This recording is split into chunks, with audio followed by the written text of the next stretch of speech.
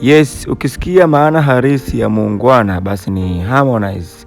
Ndio, Harmonize bwana ni muungwana sana.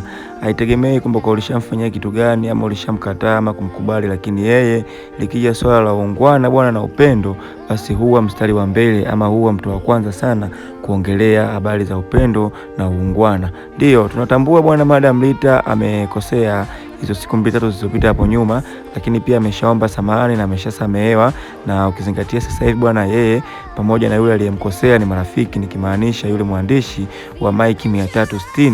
Lakini bwana Harmonize na yeye hakubaki nyuma ama hakutaka kukaa kimya, kwa sababu alichokiona yeye bwana katika hili swala ni maneno tu ambayo yalitakiwa kuwa kama ya uchonganishi baadhi ya watu na watu wagombane. Lakini ni kitu gani ambacho Harmonize yeye amekiongea ama ni uungwana gani ambao Harmonize yeye ameufanya?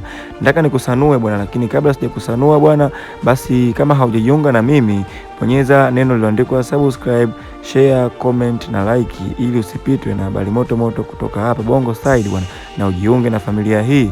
Ndio bwana, tunatambua Harmonize bwana alishakataliwa na kina Madam Rita miaka ya nyuma, kipindi ambacho alipojienda BSS kwenda kujaribu kipaji chake, lakini vile vile hakukata tamaa, na hata kama alikuja kuimba nyimbo zake bwana, alipotoa ile ngoma yake ya Jeshi aliongea na kwamba kwa Sri Love kwa Master na Rita walimfanya juhudi zizidi ama aongeze juhudi, kwa maana tangu hapo hakuwahi kuwachukia.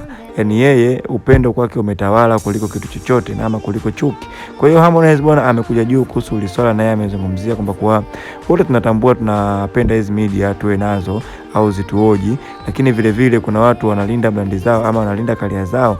Watu wamepata muda mrefu sana kutengeneza hizi brandi zao. Sasa inapokuja swala la mwandishi kumuoji, baadhi ya watu huwa wapendi kuhojiwa na hizi media ambazo ni ndogo ndogo, kutokana wanaweza kaongea kitu kikafika mbali zaidi, na iko ndicho ambacho kitu Madam Rita bwana yeye amekifanya. Kwa hiyo Harmonize binafsi hajaona kitu ambacho kibaya amekifanya Madam Rita, kwa sababu yeye Madam Rita sio mtu ambaye anazunguka na media muda wote.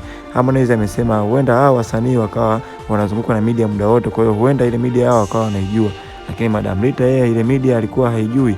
Kwa hiyo kama ile media alikuwa haijui, ilikuwa ngumu sana yeye kufanya kazi na ile media, kwa sababu yeye kama yeye analinda brandi yake. Kwa hiyo Harmonize bwana amempetea Madam Rita, vile vile bwana amezungumzia pia ama amewasema watu ambao wamechapisha ile habari, kwa sababu hakupaswa iwe vile, ukizingatia mazingira na maadili ambayo yangetakiwa yafanyike. Na sasa hivi bwana, kama unavyoona habari imekuja kwa mbaya zaidi kwa Madam Rita. Ameonekana kama vile ni mkosefu mkubwa kiasi kwamba yani kila mtu anamwataki yeye, lakini Harmonize bwana amempa kongole na amemwambia tu kwamba kwa aendelee tu kufanya kazi zake, na hawa watu ambao wamechapisha hizo habari bwana aachane nao. Nikukumbushe tu bwana, hii ni Bongo Style bwana, ili usipitwe na habari moto moto. Share, comment na like, pia usisahau kusubscribe.